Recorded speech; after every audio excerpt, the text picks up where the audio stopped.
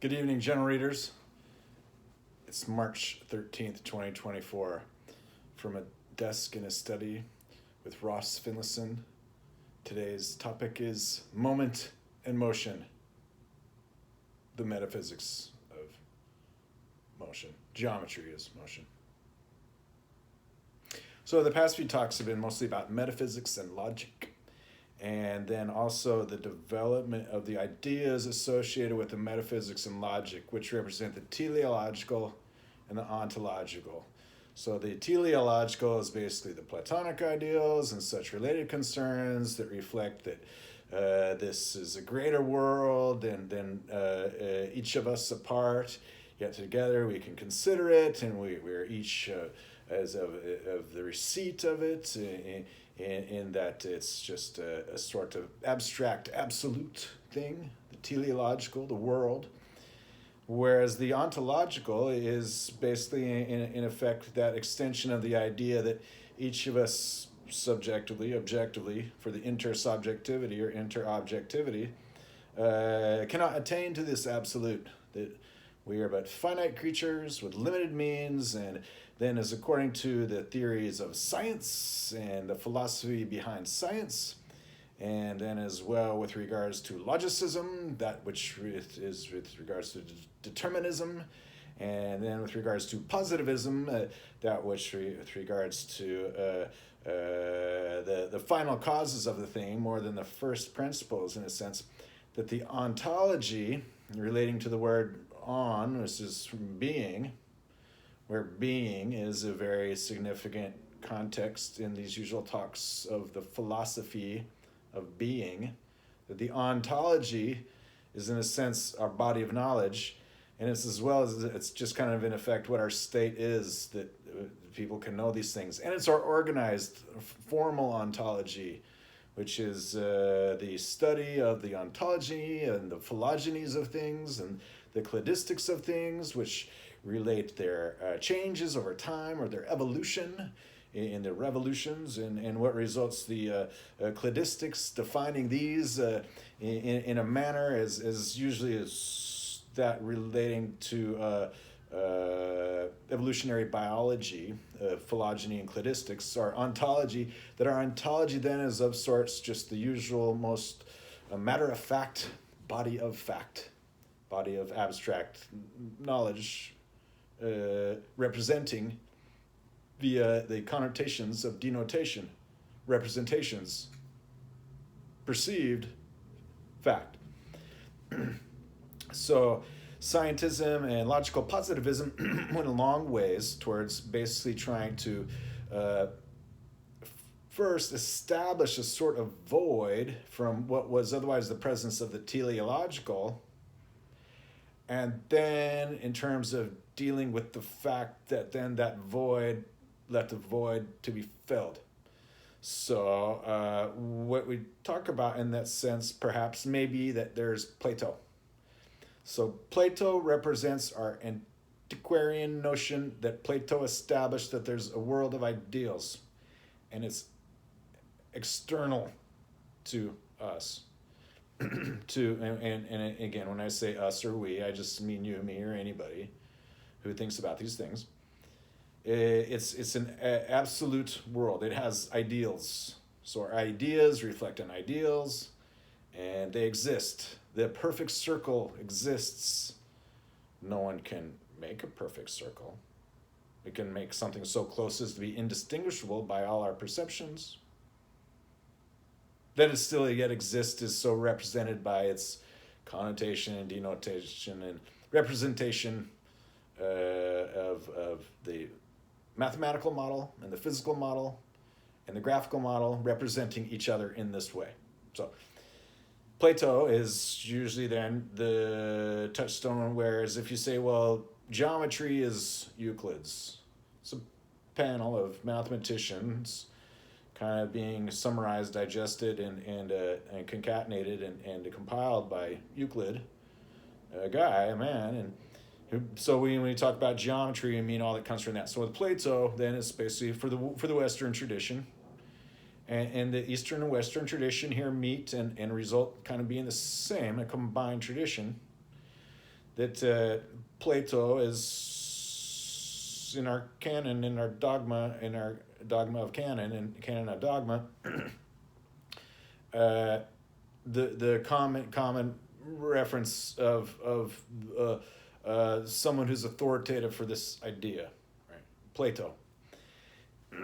So after Kant and then for the 75 years leading from that to like the Vienna Circle and what became logical positivism, and then after Marxism and stuff like that, and other notions that there was that metaphysics and teleology are associated to be about the same. So when you hear someone talking about metaphysics, in a sense they're talking about teleology, that which is about what arises, vis-a-vis what we kind of formally axiomatize or have in our theory, what is arisen, the ontology, right? So for some, the idea was that this period saw the end of metaphysics. And then, is before I kind of reflected upon this, one of the philosophers, and this is the technical philosophy and the logico-philosophy. So the technical philosophy is like kind of from the ontological side, the philosophy of ontology and what would fill the void or be the metaphysic or teleology. And the logical philosophy is kind of like, well, this is from the universe of all abstract objects of thought what arise as the ontology. This is the teleology. So I kind of frame it, those two terms being equivalent either way. Logico-philosophical, the adjective is kind of the older term, and then technical philosophy is what we say today is like, even today, it's still just a technical philosophy. Not so much all the qualia and necessarily the semiotics and the meaning of life, but just the being of life. The universe of mathematical objects, logical objects, which represent being consistent and complete in their diversity and variety, eventually consistent, complete, constant, and concrete in the states of change and moment and motion.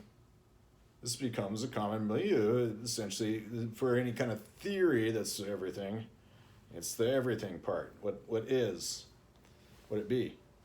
So this is kind of the idea that as the theory of science and the philosophy of science and the scientific method and the great establishment of both the empirical and the corresponding pragmatist and correspondent and coherent theories of truth, and the fundamental, the theoretical, and the corresponding axiomatic and stipulated and relevant and relative definitions of truth, those represent this sort of logical positivism. While at the same time, there's still the notion of the metaphysic it was so arrived at that. So now, of course, that was after Plato, then this was taken up by Augustine, who was a great philosopher of the scholastic age, or when it became so that the church and deism's establishment of a monotheistic autocracy was that it adopted metaphysics of Platonistic ideals as ideal, and that the deity is ideal, so whatever it is as of those is courtesy as of the deity in this sense. So, and that's just to reflect that it's just as well as that it's super scientific or unfalsifiable to be higher powers or orders at all, then just for the same reason that it's like there's a universe at all, by definitions arrives at that monotheism is a thing. And then, of course, that's represented variously in terms of universalism as its usual kind of a wash complement, although that generally just has that it's kind of distributed everywhere vis-a-vis that it's somehow central in a way. And then such notions of the dual nature, or the pantheism and polytheism and all such manners of animism, that up until that time of the establishment of the autocracy of monotheistic church was the way of the usual metaphysics if not so formalized, where Plato's ideals were largely based upon the objects of geometry and mathematics and rhetorical argument that was structured and that was logical. It's not magic, it's logic. So that then has it so that over the course of time, because it was the source of authority, it also became the source of abuses of authority. And so then, as well as that, the scientific came and the empirical came to represent that which was so more the truthful, and the entire philosophy of the thing came to arrive at a rejection of the metaphysic altogether. Why is there something from nothing? What are the first principles that arrive to these final causes? That there arose a void. And so then how this void came to be filled is first of all by the notions of other ideologies. And so let's say that ideologies largely are social constructs. And so for the technical philosopher and logical philosopher aren't so much relevant, except so with regards that either they entertain or are supported by the more technical logico-philosophical constructs. And then as well, the concepts that became associated with this are as after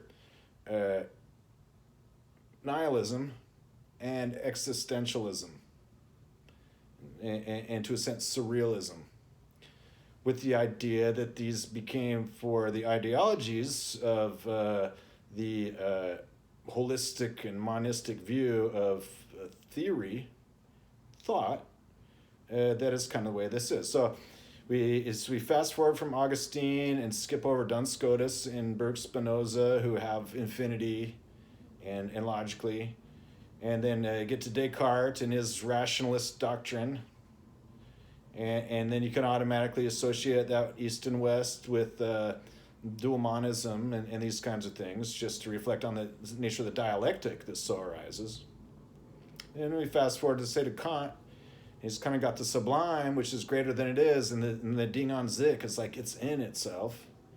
These dual noumenal concepts that are just outside the phenomenological, so they don't exist to the plain existential, yet are so arrived at via reason, must exist, and with regards to what they are, doesn't say.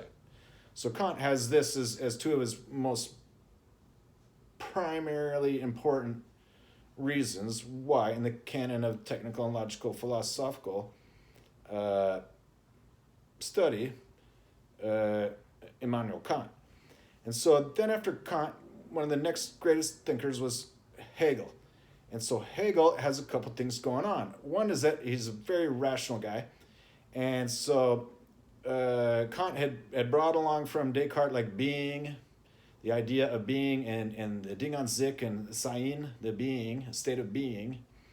And that Descartes had being and thought. I think, therefore I am, is cogito ergo sum, is Descartes' great saying of his existential statement with regards to most usually otherwise his reflections on the higher order as representing the teleological and metaphysical basis of things, with a significant approbation of the surrounding structures of authority. That then Hegel came up with the idea of nothing. It's like, was a complement to being, we can arrive at is that nothing. Whereas Kant and Descartes still kind of have being as like it's given, vis-a-vis that Descartes was kind of like, it's kind of like if we look at like from the nothing, the heavens parted and there was something, or, there was nothing and then there was the word, as we're given in the historical accounts of the technical philosophical aspects of the Old and New Testament, what with regards to this metaphysical aspects, that nothing is then given as its place in the technical philosophy. So being and nothing are technical philosophy. Great. So Hegel was basically the end of the canonical dogmatic attachment to the teleological metaphysic.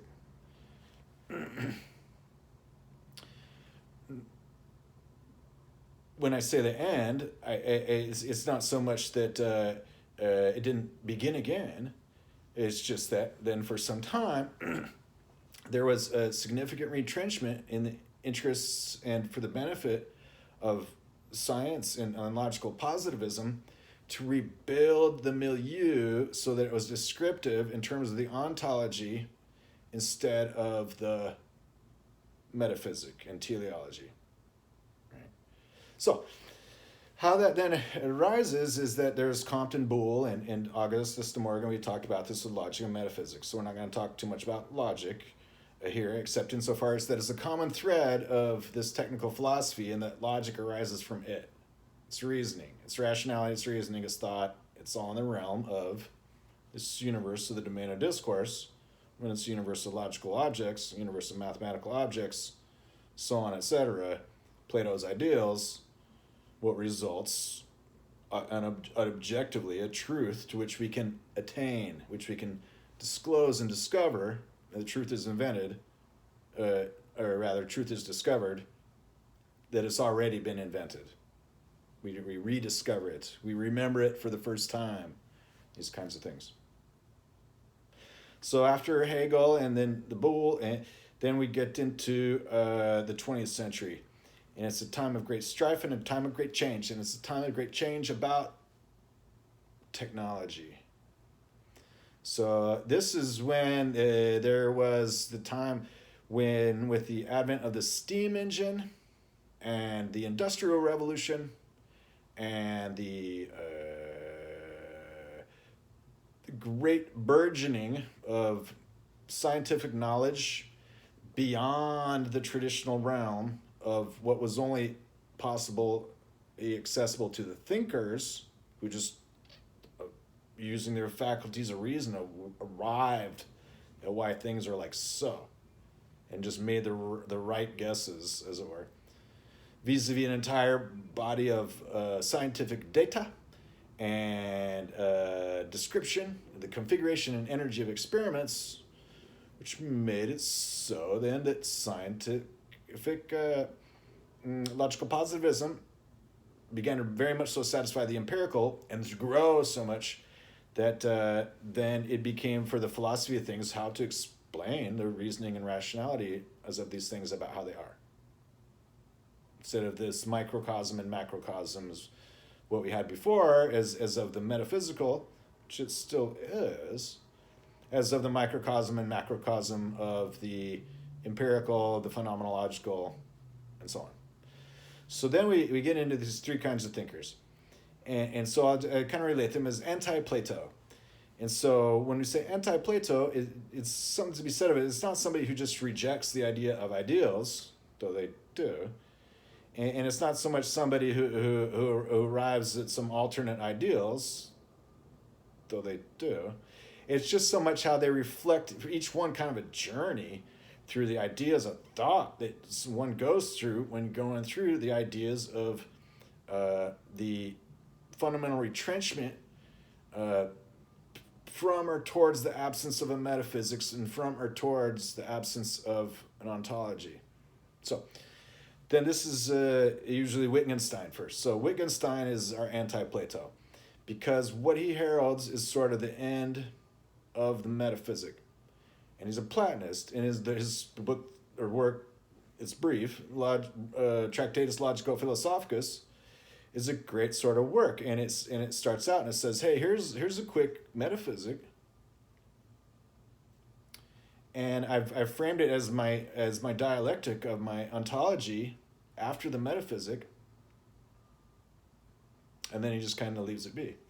Then his much more voluminous and later works are a lot going into man's state, when it's no longer that we can point to a higher order as a source of these truths and these ideals, that man has to reestablish these truths and ideals in a world where, according to the to the contretemps, or according to the reasoning and apparis and the language of this philosophy and these philosophies, Kant. And so he gets into a lot of ideas, basically, so helping inform our free will yet remains. And otherwise, this world of the metaphysic, as if we have this purpose, this teleology, this connection, still the same. So when we say that Wittgenstein is a kind of a first kind of anti-Plato, he's a strong Platonist to begin, in a sense of establishing that this is the reasoning that he kind of wants to attain back to, or he's getting away from. And then in his journey, how he explore this. So it's kind of a hothead, is Wittgenstein. And it's, for example, it's suggested the one time he was at Cambridge or something like that, which is one of the premier elite schools in England.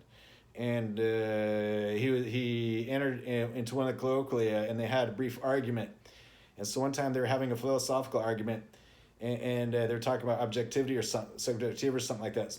So he pulls out like from the fireplace one of the pokers and starts like swinging it around. He's like, "What do you think about that?" And one of the other philosophers says something like, I don't believe that, or something like that. And so he was not the most level-headed of guys, but it kind of reflects that he's as well kind of carrying that firebrand of this the impassioned reasoning that goes along with this rejection or the withdrawal from this metaphysic and its surrounds to its void, and then with regards to nihilism and existentialism. So he explores that, and he presents how that would be a complement to what otherwise is this presence. And so he's held up in very high regard as an anti-Plato, and also kind of an avatar, as it were, of Plato. So then there's Heidegger. So Heidegger is after the second anti-Plato. So Heidegger is kind of this third anti-Plato. And what it is he comes up as like very much schooled in the metaphysic and schooled in the antiquarian and the Platonistic. And Gadamer, his kind of last student, arrives at about 100 years later saying, hey, amicus Plato, our school is a Platonistic school. And so, but what he gets into with being, again, is then he's got like being and time. He's like, well, if Wittgenstein was kind of the end of metaphysics, then now you have no more history, and it's kind of the end of time. And so then he gets into all that again, this kind of back and forth from the void into the existential and the nihilism. We get from him so many words he coined, like existentialism, the existential, and these kinds of things. As with regards to the Entbergung, that which is hidden and shown. Some of these words like entropy, it's got two meanings. What are they? Well, they're the opposite of each other. Is the same kind of idea in these concepts that he gets into and addresses and considers. So it's almost all about the variations on the theme and perspectives of being, sein, and being in itself, or being there, Dasein. And so it's kind of like somebody said about the theory of relativity one time. It's like, what's the theory of relativity? It's like, well, only 3 people understand it. Well, it wasn't Heidegger. He was interested in being and time and trying to discover what became after the end of metaphysics and what is this end of history. So what he comes to establish is a lot like then that Wittgenstein comes around to say, hey, if we don't have a metaphysic, then you have to make your own metaphysic. And this led to in being influential to the philosophers to come as part of the story of the dialectic of the things and turning it over, discovering these things. That the idea of the bout is tilling the field.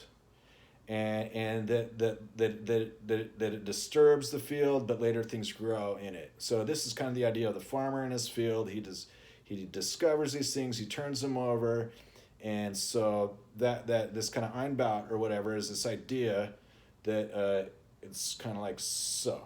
that otherwise it's kind of just like the garden. It was just provided. It's Babylon, it's Jerusalem, it's this idea of the ideals, this surrounds the milieu. It has to be recreated as an extension, completion the other way from the ontology and the other way from the teleology, each for each other. Again, see, because otherwise you can't really have a theory with everything in it if it doesn't have everything in it, and it can't really just arise as from itself except insofar as anybody can put it together. So sign and sight is being in time, and then the idea is that, well, it's the end of history, and so we have to make a new one. Well, what's the new one? It's the old one.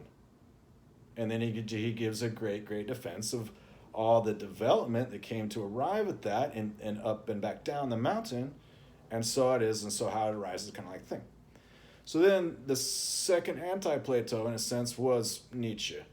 And so Friedrich Nietzsche was a guy. And so Wittgenstein was kind of a hothead, and, Wittgenstein. And Heidegger was kind of like this anxious, angsty hen. And that's really kind of a lot of his discussions were about angst and nihilism and anxiety or fear. And so that gets into just kind of the concepts that he was confronting, and then trying to relate that otherwise all this stuff is provided as with its supplanting confidence from the metaphysic or teleological, the faith in things and belief in things, right? So Nietzsche was a philosopher, and so if Heidegger was angsty, anxious, and Wittgenstein was a hothead, then Nietzsche was pretty much a madman. And so his studies got involved with things. Again, he starts as a Platonist, and very much having shown that according to then, what with regards to being able to be understood, he at least first had all the standard concepts very well established. And then what he gets into is basically if Heidegger is the end of history and Wittgenstein's the end of the metaphysic, then Nietzsche was confronting the end of deism. And so kind of like there's a quote that's often misinterpreted out of context, that a foolish consistency is a hobgoblin of little minds. But it goes on to explain how important it is to have a regular consistency. Is that when they said God is dead, is what Nietzsche said, it's also to be related that he's then gets into the whole idea of this, well, then we invest that back in man again. So just in a way similar to how Wittgenstein makes it so for freedom of will, self-determination, and these kinds of things as possible to be in a world without inspiration, the ontological, the cold, frigid world of the purely technical and all the deterministic, ruled by science, as it were. That Nietzsche also arrives at a very strong defense of freedom of will and self-determination. So then if this is kind of like the reaction of Plato, then that's of course also pretty much the course of philosophy throughout the 20th century, in terms of then that was picked up by all these different political and social parties and twisted to their own ends variously.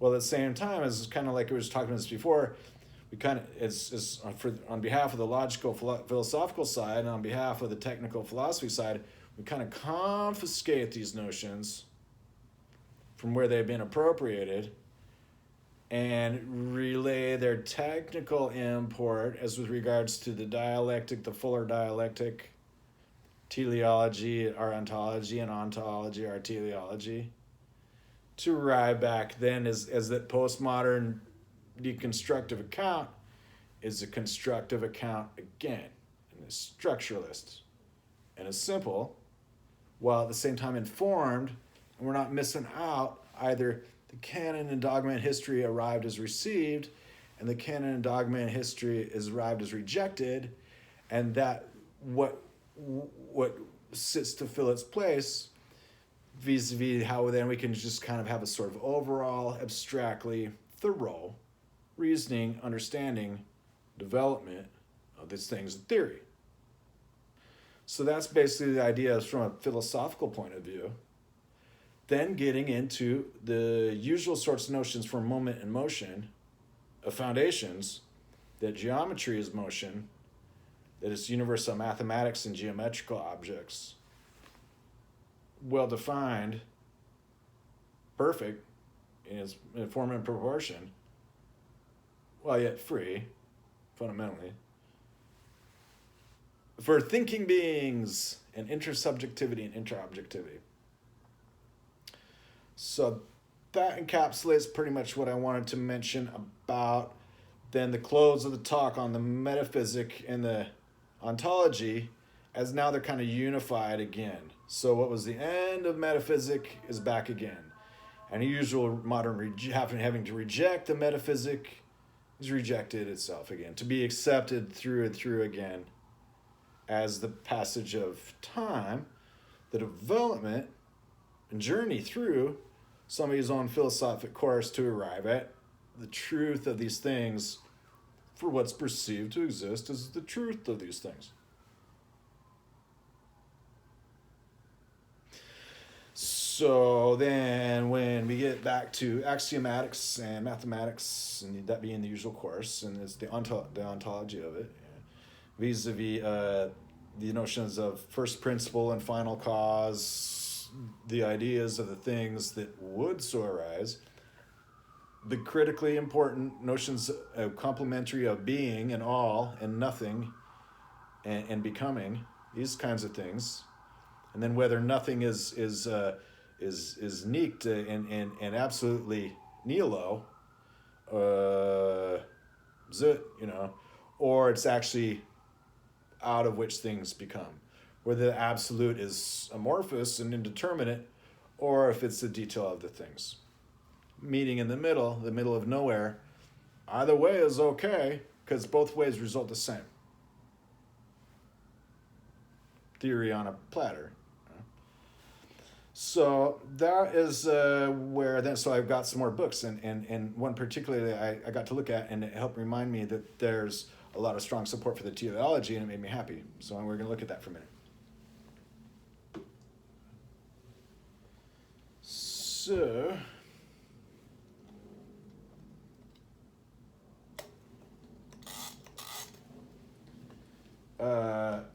let's see here. And then after this is really to get back away from logic and the roots and foundations of logic, and into the practical and applied logic, and away from the metaphysic and the technical philosophy and the need for it, so much as that then get into the resolving the paradoxes of motion, Zeno's 21st century meters per second or seconds per meter. It's both. It's infinitely many down from one side or the other. In any smooth acceleration to a constant acceleration starts with the first start and ends with the last finish.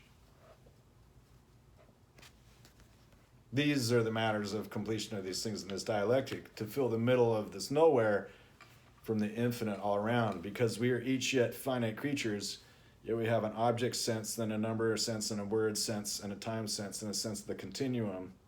It's afforded simply as via reason and the context of the arguments that come down with our canon and a dogma to give a head start up to the shoulders of giants to arrive at deep thought. All right. This is Badiou. So if we were looking at Badiou at the end of the talk the other day, he's published recently. Well, this is about one of his first books. It's a manifesto for philosophy. And so as we're talking about many of the different ideological systems, use philosophy to engage people, and at a very high level to engage intellectuals, it has to engage what comes down as the canon and the dogma of the day, and a postmodern deconstructionist view of what's current. That we get into stuff where Badiou considers both things like the mathematical paradoxes, and then also given that amorphous outside, what is the realm of sociological constructs or sociology? So he's studying, for example, undecidability of the Cantor's continuum hypothesis. Here, for example, we have Cantor space is all the possible sequences of zeros and ones, infinite. So it's got a beginning and then it's infinite. And it's just any combination of zeros and ones. Every single one of those is called Cantor space. The whole collection of those is called Cantor space. So the idea is that's sort of a sparse Cantor space because, well, as much as we start from the beginning, most of them are at the end. So it's kind of sparse. But that is the Rulio definition of regular ordinary set theories, ZF set theory. Then the idea of the square Cantor space is like, well, if you just take natural numbers and you take the continuum limit as n over d for numerator over denominator, right? So those look like rationals when there's just like ranging over all of them either way. But here we're just going to take n and it's only ranged from 0 to d, and then d only in one case, that it goes to infinity. Or, this. And so then it's just like, well, it starts at 0 to 1, and then it's 0, 1/2, 1, and 0, 1/3, 2/3, 1, and 0 quarters 1, 0 fifths 1, 0 sixths 1, 0 sevenths 1, 0, 1 over infinity, iota values with 1, makes a continuous domain. You line that up and make a Cantor space of that. They're all the sequences of zeros and ones, but they always start at 0, 0, 0, and always end at 1, 1, 1, and they're in order, somehow from the end. End. Or, this side and this side, whatever. Square Cantor space. Then this third idea is that there's a third kind of continuous domain. And when we talk about how they establish the Fourier series converges, that you can take an infinite series of these periodic functions according to these coefficients in decreasing order of their powers and add them up. And then for a bounded interval, just kind of like, well, line reals, the square Cantor space only applies to 0, 1, whereas field reals for the sparse Cantor space make for all the continuous complete order field as well. Continuous line reals, these continuous signal reals in a given bounded domain, makes for a third kind of space of these zeros and ones. And it's kind of, that's a little bit lesser defined, but it's just an example, one of these species of these things. In terms of there being three continuous domains, has been much discussed here between the integer continuum and the long line continuum, line reals, field reals, and signal reals. So Badiou addresses how in Zermelo-Fraenkel set theory, when we talk about the cardinals of the continuum and the transfinite cardinals of the complete order field, and the Aleph numbers, Aleph 0 being the cardinal of the natural numbers, or otherwise an inductive set that's infinite, and relates to the natural numbers, the integers, then that there's ordinal or is associated with those, but they're different numbers, then that among and only the cardinals, that the cardinal power set establishes a greater cardinal, and among those are ones that effectively reflect the complete ordered field's Cantor space. So a lot like the Cantor space is the number 2 written as an ordinal, meaning 0 and 1, the set either 0 or 1, to infinity. 2 to the omega is this way to say Cantor space. Ordinals and ordinals. In cardinals, this cardinal, it just means cardinal exponentiation of the power set. 2 to the Aleph 0 equals a next higher cardinal than Aleph 0. It doesn't say whether it's Aleph 1, the very next cardinal, or whether there's any between them. That's furthermore saying whether the Cantor's continuum hypothesis holds true. And then furthermore, that's the same for all the powers and same for all the increments, the generalized continuum hypothesis. So this is a conjecture, and it kind of holds up as so, because if you get ordinals in the middle, if it wasn't so, then you still have ordinals in the middle. Or I mean, if it was or wasn't so, it's kind of like, well, they're either there or they aren't. Ordinals that way. But Paul Cohen back in the 60s or so, wrote a paper, and he established that it's independent, the axioms of Zermelo-Fraenkel set theory, whether or not CH was so. It couldn't be proven, it couldn't be disproven. So it's not inconsistent the one way, it's not inconsistent the other way.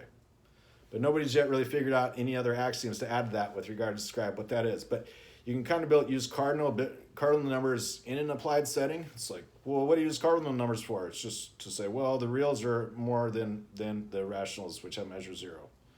Is there much more else to say about that? The analytical character is like, that's all it has to say and all it says. But there are notions that actually the cardinal numbers, as beyond counting arguments in a sense and up in the space, do become applied in some probabilistic settings that I wrote about 15 years ago and might address later. But otherwise, its key consequence is defining an inequality that results in being able to establish an ordering of between these sets and be able to say, these we cannot tell the difference, they're less, and these we cannot tell the difference, they are more. That's all we can say and all we care to say, and all that needs to be said to establish standard real analysis the modern mathematics way. Right. So Badiou gets into that as just an example of something in philosophy. Is like, hey, this is an important thing in mathematics. Our whole logical positivism is based on that. I studied existentialism and nihilism. It's my philosophical, tool set. This is kind of what he gets into. And then he talks about the events and being and non-being and Russell and Gödel. And from Plato Cantor to DesCartes Lacan, see, he relates kind of like these things as being different. Whereas they all kind of have this common silver thread associated with them, which we'll get into in a minute. So this is just funny, and it's interesting to read. Like, this is kind of the development of his philosophy, and if this was kind of written in 1992 or 1989 and before, then and this current later stuff is 20 plus years later. It's kind of interesting. I read this pretty thoroughly, and it's by a guy named George Steiner. And so Steiner is a linguist. He's a philosopher. So he studies words, and he wrote this great book on Heidegger. And so I kind of extracted some of these things, like the notions of the Entberg, which is like, it's searching, it's hiding. It just means one or the other of those. Or some of these other ideas of like the Fraglich means questionable. It's like it's dubious, versus the Fragwürdig means it's like it's questionable. It's given me questions I didn't even know I had. That these reflect these vacillations of the consideration of Heidegger, from what we can confiscate that as a value, while at the same time being able to extract it from the tumult and the storm and the chaos associated with the surrounds. And then why it doesn't require a deconstructivist account and disfigure its history, except so much as just kind of obliterating a sense, but just forgetting some of that stuff with regards to attachments to untoward adaptations of these philosophers' essays on their truths, what are used to justify Crazy Town, which is not a nice place, and which is we don't go in there no more. This kind of thing. So George Steiner's book, he says, "What then is philosophia?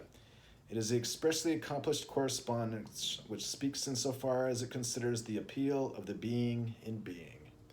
So Heidegger writes about being a lot, and then he's got his capitalized form and his lowercase form. And so when he says being, and one thing that Steiner says about it is like, you know what? Whenever you read Heidegger and he says being, you can replace it, the uppercase form, you can replace it with deity, because it kind of works out the same. In a world where, according to the tools in the language, because Heidegger and Steiner as well are all about the language. You can't say words that don't have words. You can't make the concepts of the ineffable. The names of things are not necessarily as of their numbers or their forms, or they are.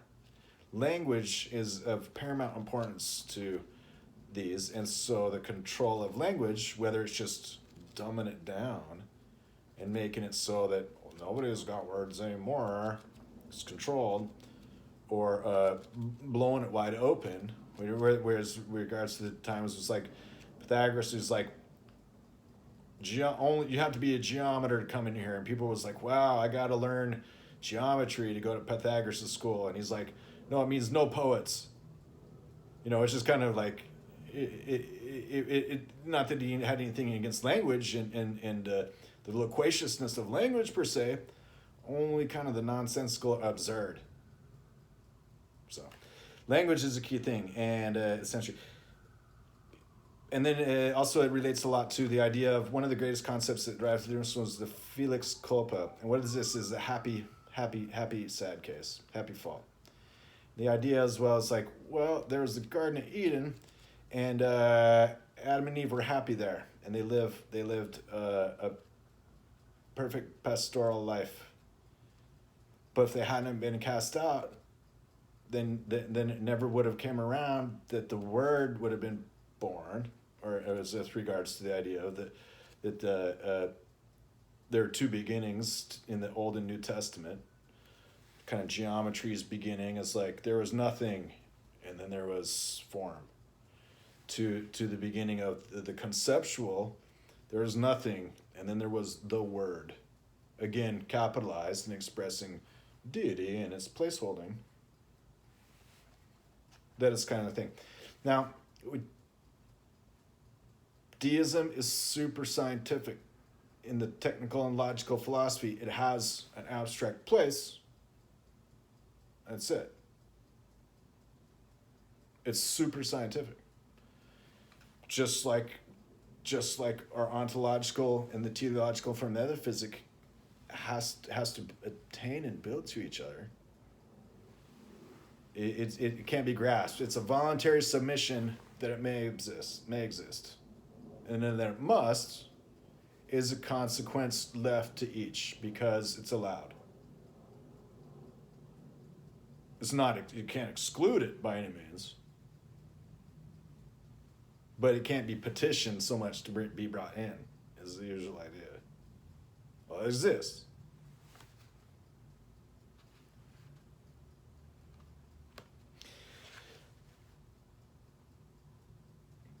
This is a great correspondence and concordance of all the logical and technical philosophy. So then insofar as that goes, it has a very strong defense of itself of all things scientific, including the empirical. The greater ontology is included. Standard. Then we have also our extraordinary and superstandard, which is what we're getting at in here. So very, very classically educated people, these anti-Platos. Very, very exploratory. Very, very passionate about things. Very, very, very self-determined and with strong wills.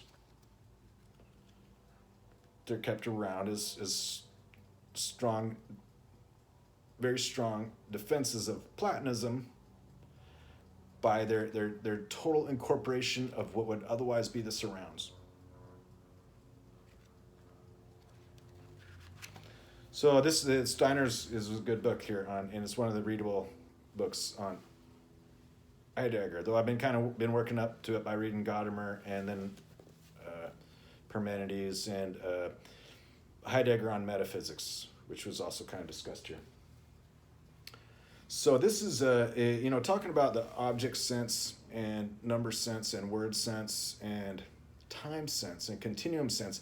It's figured these five senses complement the five senses of sight, hearing, taste, touch, and smell, and the tactile, the electrical, the remote, however so might be, the microtubules of the quantum consciousness, not so much, except pseudo-scientifically, but with regards to that which is quantifiable because it's observable, and the observables, and it's phenomenological, the senses, or sins, the senses, that the idea that this object sense, number sense, word sense, time sense, and continuum sense sort of fulfills for the noumenological, just right there, the abstraction layer of the rest. And so just right there where we have access to the Platonic ideals and forms, it's like so. So anyways, this is a great book. Stanislas Deban's. I just started reading it, and it's kind of from a French perspective of number sense. The book is called The Number Sense, How the Mind Creates Mathematics. So here it's that the mind discovers mathematics, but the title of this book is kind of explaining it. It's like, hey, in our axiomatic world, we might more so say it's creating these things, vis-a-vis that we receive it. He gets into some great things establishment of experiments with animals with regards to the number sense of animals. It's got a counting horse. It's got counting rats. It's got the notions of whether they have a time sense and with regards to the variations of their memory and stuff like that, or how long is the sense, or how they understand duration.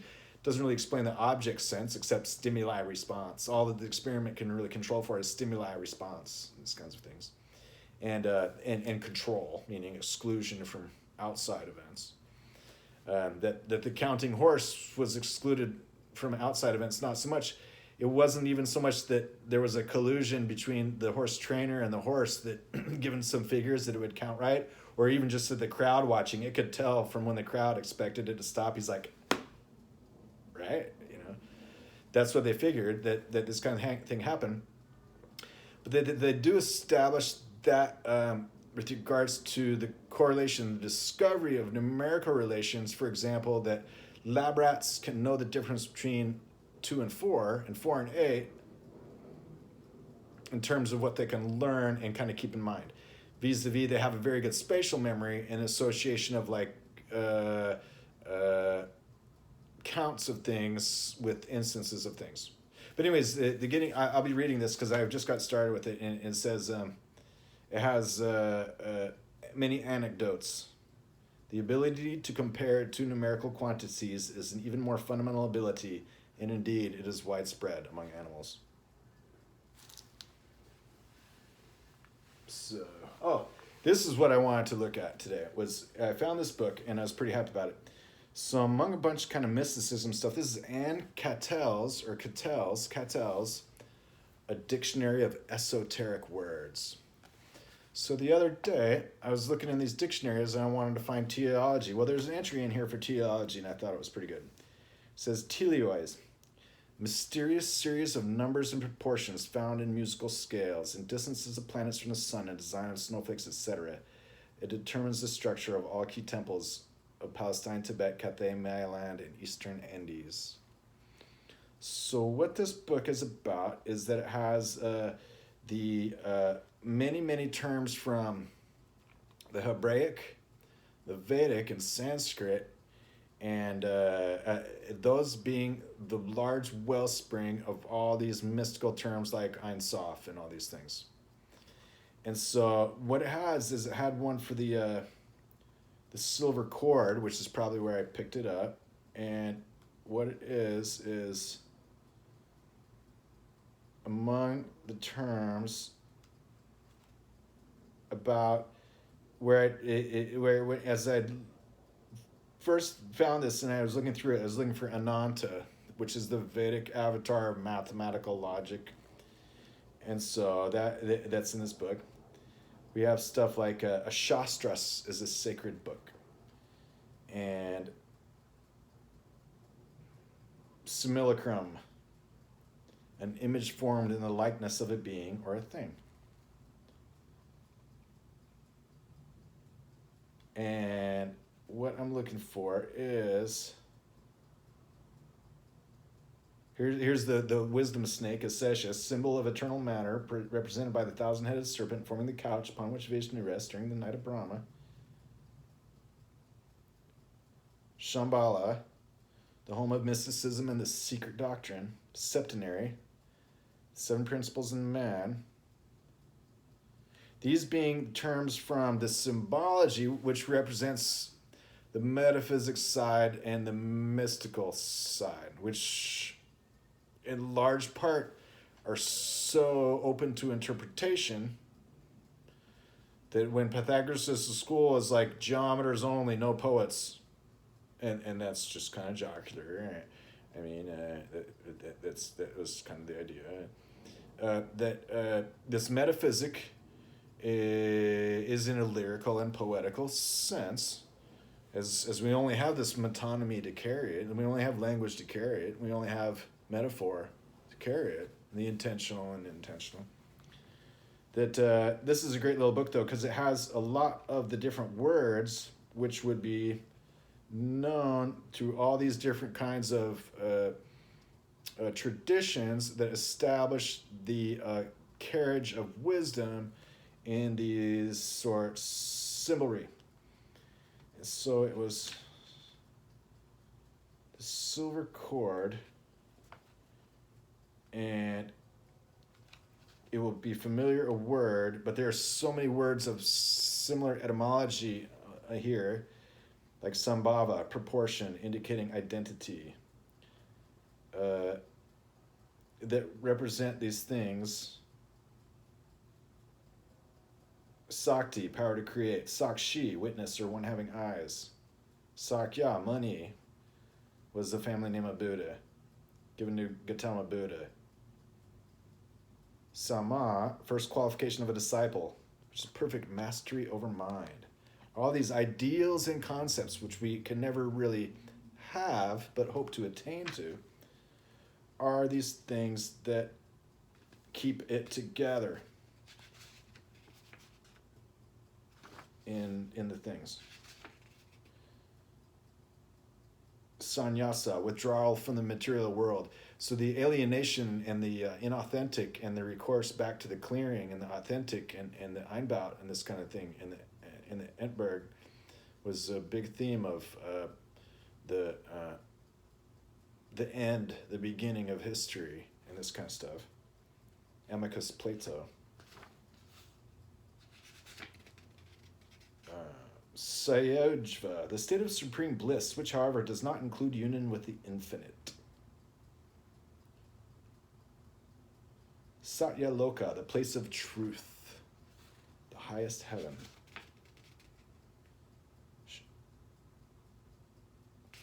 So one of these is silver cord, or the silver thread. That is the silver thread of the teleological that connects the things.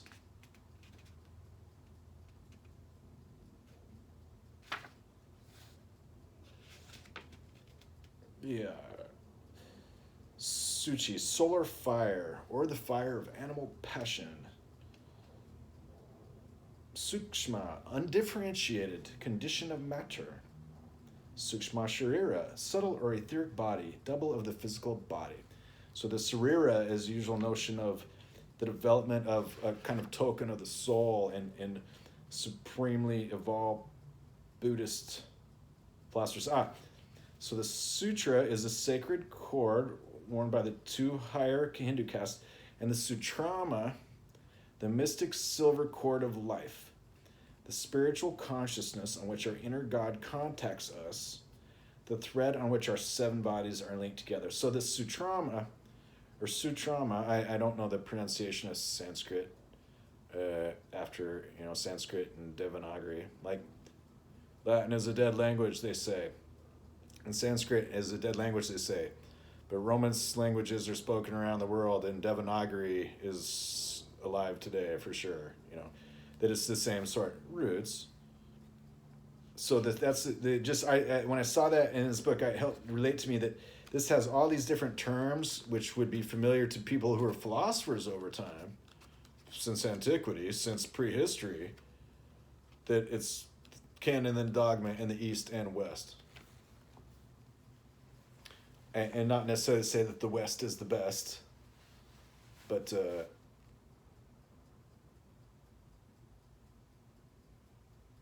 it's modern in a sense. So, well, that's what we got to today. Metaphysic, the end of metaphysics. Metaphysics again. So, well, I shall so hope you had a great day. And that it's so and like so in the future. And was what we'll get back to then, now that I'm pretty much definitely have kind of closed this chapter on the metaphysic and modern metaphysic, and then to get back above the logic, above the physics, back into the meters per second or seconds per meter, the higher orders of acceleration, the infinitely many higher orders of acceleration, make the stop prohibitive, topple over, go from 0 to 1, a smooth, constant acceleration of acceleration. So long.